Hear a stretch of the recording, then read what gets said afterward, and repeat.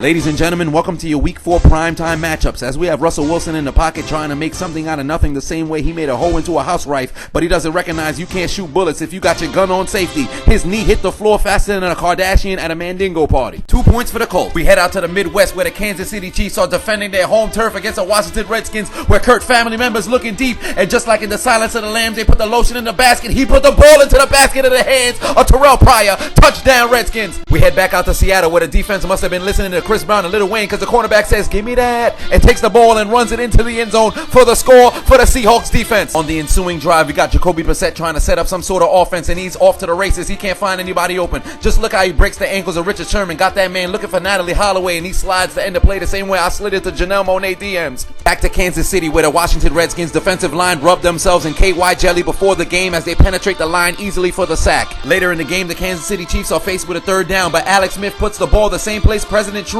put the atom bomb when dealing with the Japanese, over the head of the defense, and Travis Kelce makes a huge first down. We head back to Seattle where Russell Wilson is attempting to make a play with a play action fake to Eddie Lacy, and he's going deep, but he didn't recognize the Colts defender learned how to use his dreadlocks and utilize his football powers. Just look at the power of the dreadlocks as he tips the ball to himself and uses the toe drag swag. On the next play, we have Jacoby Brissett attempting to go deep to Donte Moncrief, and look how Richard Sherman does not activate his dreadlock powers, and Donte Moncrief mosses him in the end zone for the score. We turn our cameras back to Kansas City where Alex Smith has his team inside the red zone looking for a score. He throws the ball over the middle and it's caught by Travis Kelce, and for the celebration they channel their inner stomp the yard. We reppin' Thetis.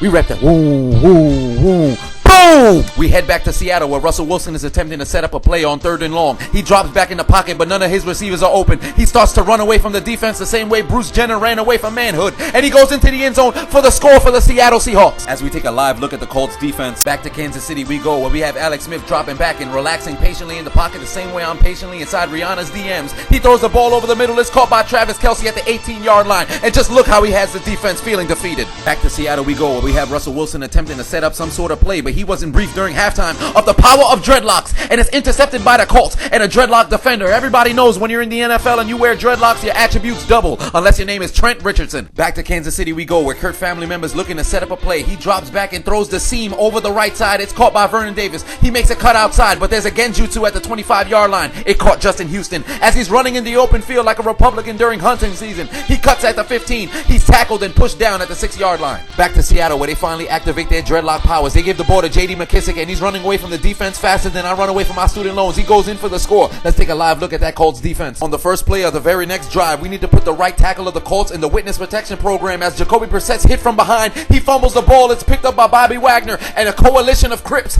escort Bobby Wagner into the end zone for the score. The Seattle Seahawks scored 2 touchdowns in 12 seconds. So let's take a live look at the Colts offense, a live look at the Colts defense. Back to Kansas City where Kurt family member could possibly throw the game-winning score. He's looking at Josh Doctson in the end zone, and his favorite artist must be Waka Flocka Flame because he got no hands. Back to Seattle we go where Russell Wilson's looking to end the game, and he turns his Bible to Hair Chronicles 13 verse 7. Can't stop, won't stop, the Lord our God has dreadlocks, as they score a touchdown but celebrating a weird touchdown celebration. As we take a look at the representation of the Colts in the second half. After the conclusion of the Seattle game, we head back to Kansas City where Alex Smith is flushed out of the pocket, and he's showing the people not only can he run, he drives stick shift cars because he has the clutch in the car. It's caught by Albert Wilson, and look how the defender just skates across the body of Albert Wilson. Good Lord. This man is redefining the definition of human trafficking. And now the Chiefs are in position to kick the game-winning field goal to possibly move to 4-0. They line up, he kicks it through the uprights, and it is good! We take a live look at the Redskins sideline. With only 4 seconds left from the 25-yard line, the Redskins need a miracle like Hillary Clinton passing a lie detector test. Kirk Cousins throws the ball over to Jamison Crowder. He tries to throw it back to Kirk Cousins, but it fails. It's dropped on the floor. Jordan Reed picks up the ball. He tries to give a lateral to Chris Thompson.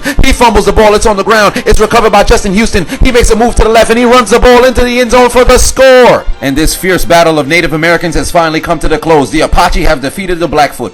One last look at the Redskins team and their fan base.